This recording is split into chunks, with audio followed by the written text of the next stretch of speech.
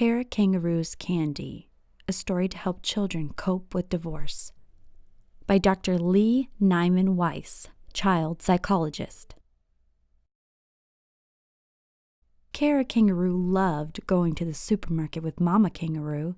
It was always a fun outing for just Mama and Kara.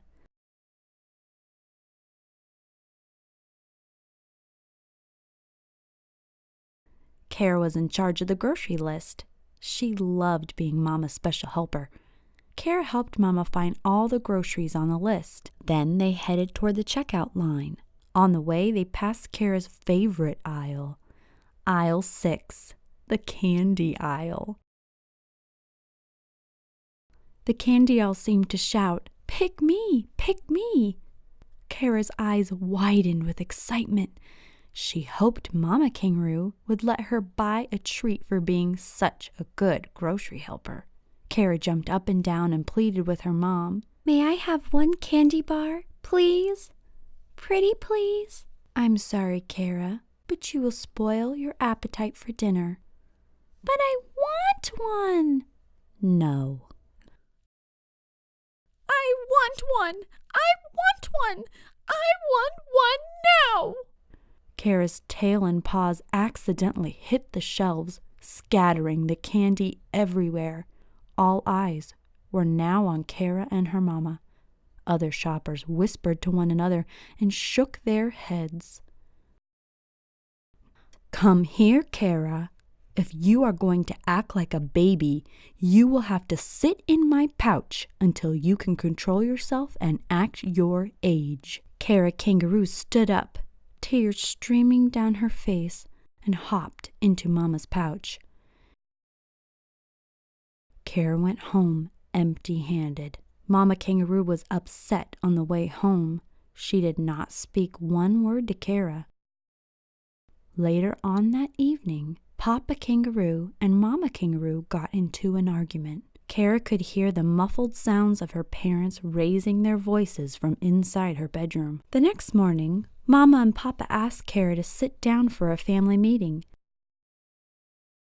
Kara noticed Mama Kangaroo's eyes were red and puffy from crying. Mama and Papa explained that they could not live in the same home anymore because they argued too much.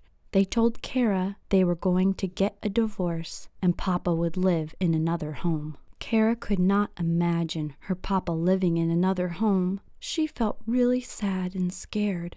Mama and Papa told Kara they were sorry and that the divorce was not her fault. Kara, however, was convinced it was her fault. If she had not had that temper tantrum at the supermarket, Mama would not have been in a bad mood, and she and Papa would never have fought. Kara thought to herself, "It was that stupid candy bar and my whining that made Mama and Papa fight. It's my fault that Mama and Papa are getting a divorce. It's my fault that Papa is leaving." Kara started to cry. Mama and Papa tried to cheer her up, but she could not stop crying like a broken faucet. "I know what will cheer you up." She gave Kara a candy bar. But when Kara saw the candy bar, she cried even harder. Papa knew Kara loved candy bars, so he was surprised at her reaction. "Kara, what's wrong?" Kara shook her head and went up to her room, with her tail dragging heavily up the stairs. Kara vowed not to eat any more candy bars because her love for them had caused so much trouble. She figured if she stopped eating candy bars, everything would be okay again. She was going to fix everything so Mama and Papa would not get a divorce. Her decision was final. She was going on a candy bar strike. As soon as she made the promise to herself, she heard a knock on the door. "May we come in?" "Yes," sniffling a little as she let Papa and Mama into her bedroom. "You left this downstairs." "No, thank you. I'm on a candy bar strike." "A what?" "I'm on a candy bar strike." She explained that she wasn't going to eat any more candy bars. "Not even one?" "Never?" Kara shook her head a second time. Mama and Papa asked, "Not ever?" "Never, ever." "But why?" her parents asked. "We know candy bars are your favorite treat." Kara told her parents that her tantrum in the supermarket was the reason they were getting a divorce. "I'm sorry for breaking up our family because of a stupid candy bar. I really don't want Papa to move out. If I go on a candy bar strike, you and Papa won't need to get a divorce." Mama Kangaroo smiled sweetly at Kara. "Oh, honey, it's not your fault. You have nothing to do with the arguments Papa and I have." That's right, sweetheart. Even though this is sad for everyone, it's not your fault. This is between your mama and me. We have decided to get a divorce because we don't love each other the way that we should and because we fight too much. But neither of us are divorcing you. That could never happen. Kara hopped over to Papa, her heart beating quickly, and she asked the question she was afraid to ask. "Will you stop loving me one day, Papa?" Papa held Kara Kangaroo tightly and snuggled her to reassure her. Oh, my Kara-Roo. Mamas and papas do not stop loving their children or divorce them. Mamas and papas love their children forever, and your mama and I will always love you, no matter what. "Even though we will live in 2 separate homes, we will still love you. That will never change. We will always be your family, and you will always have both of us as parents." Kara smiled. "Do you promise you'll always love me?" We promise. Mama and Papa told Kara. This time Kara smiled one great big kangaroo smile and asked, "Can I have my candy bar now, please?" Author's note to parents. As parents board their own emotional roller coaster, they hope to spare their children from the pain inherent in the divorce process. There are very specific actions parents can take to help children cope with this change in family structure. First, parents need to recognize that young children are at a different developmental level than older children.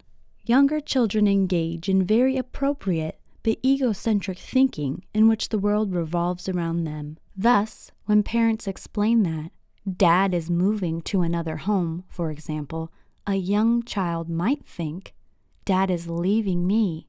Parents can help by teaching children that divorce is not a child's fault.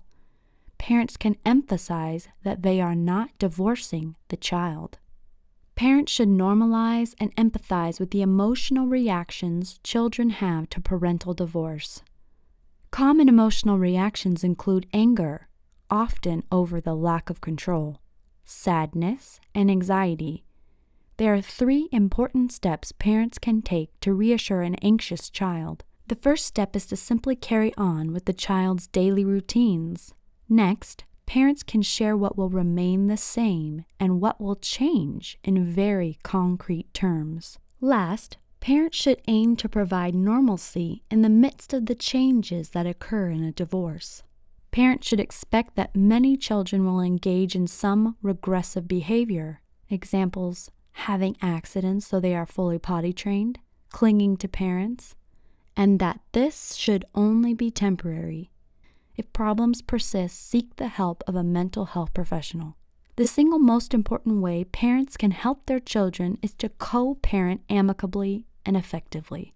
Parents should communicate the reasons for divorce together to the child and handle transitions thoughtfully from one parent to the other. Children often verbalize feeling as though they are the rope in a game of tug-of-war. Those children who feel stuck in the middle naturally develop loyalty conflicts when they receive the message that one parent hates the other. They feel torn as though they cannot love both parents and have to choose one over the other. Children are in tune with their parents' emotions, even if a parent is not overtly communicating negative feelings. Parents should make a point not to badmouth or more covertly communicate negative feelings about the other parent in the presence of the child. In order to do this, it is vital that parents find healthy ways to process their own emotions before they engage with their children's feelings. That may mean seeking out a therapist or support group, or reflecting on feelings with other supportive adults. Parents need outlets for expressing their own emotions during the divorce process so that children do not have to act as mini therapists or emotional caretakers. Children also benefit from divorce support groups as they often feel alone. In the groups I have led, children have communicated their comfort in simply knowing that they are not the only ones with divorcing parents. As in Kara Kangaroo's Candy, it is important for parents to help children see that divorce is not their fault, and although their family unit will change, they will continue to be loved.